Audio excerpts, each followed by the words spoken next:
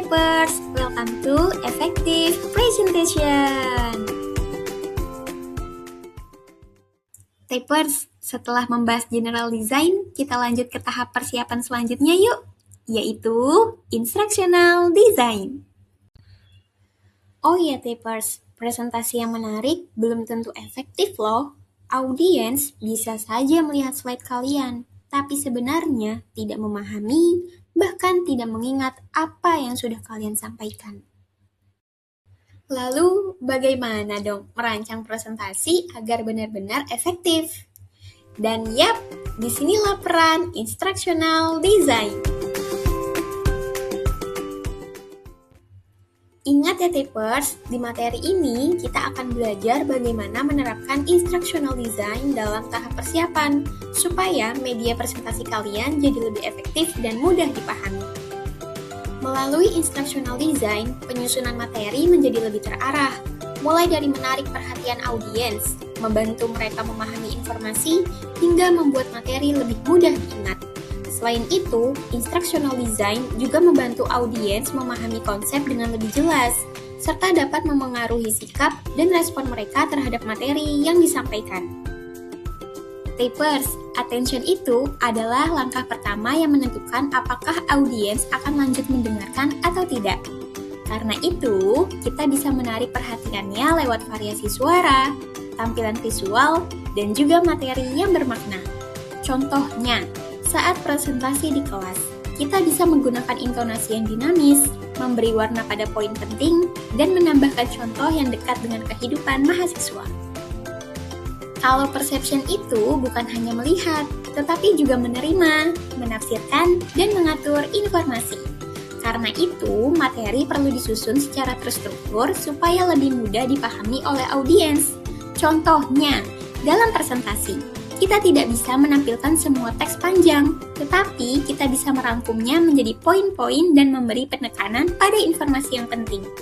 Dan perlu diingat ya Typers, persepsi itu bersifat selektif. Jadi, tidak semua informasi perlu ditampilkan, hanya yang penting-penting saja. Setelah memahami informasi, tantangannya adalah bagaimana agar audiens bisa mengingatnya.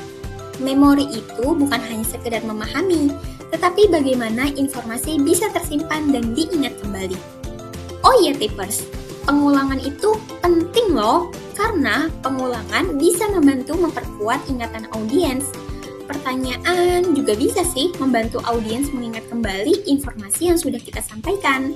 Contohnya, penyaji bisa mengulang poin utama di akhir dan mengaitkannya dengan pengalaman sehari-hari audiens.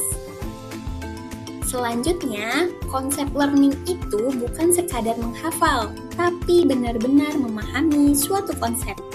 Salah satu cara yang paling efektif adalah memberikan contoh dan non-contoh supaya audiens bisa membedakan dengan jelas. Contohnya, infografis yang baik itu ringkas dan jelas, bukan yang penuh teks seperti paragraf yang panjang.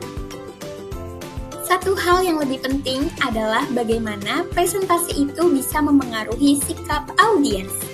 Attitude change itu berkaitan dengan perubahan cara pandang, minat, dan respon audiens terhadap suatu topik. Sikap audiens bisa saja berubah ketika materi terasa lebih bermakna, relevan, dan dekat dengan kehidupan mereka. Contohnya, dalam presentasi tentang teknologi pendidikan, audiens bisa berubah sikap ketika melihat dampak nyatanya bagi mahasiswa. Oke Typers, sekarang saatnya kita coba terapkan langsung yuk prinsip instructional design dalam merancang media presentasi. Sekarang, buatlah sebuah poster presentasi dengan topik yang bisa kalian pilih dari isu sosial, teknologi, lingkungan, atau kehidupan mahasiswa. Dan pastikan dalam desainnya kalian menerapkan prinsip instructional design yang sudah kita pelajari ya. Jika sudah, silakan kalian kirim ke QR code yang ada di layar. Aku pengen tahu nih, kira-kira bagaimana ya desain poster teman-teman setelah memahami materi ini? Typers, sampai di sini dulu ya materi instructional design yang sudah kita pelajari. Dan di materi selanjutnya, kita akan naik ke tahap berikutnya, yaitu verbal design. Sampai bertemu di materi selanjutnya.